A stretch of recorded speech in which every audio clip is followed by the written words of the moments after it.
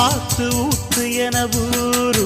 கைய கோத்ததும் ஆயிரம் மோகம் போதும் போதும் என கூறும் உங்கள் ஆத்திரம் பார்த்ததும் தேகம் நெடுநாளா அடக்கி வச்சா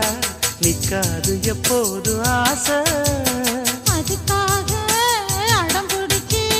வைக்காத இப்போது பூச இன்னும் ஒரு வேலி ஏனடி என்னுடைய தோட்டம்தான் இது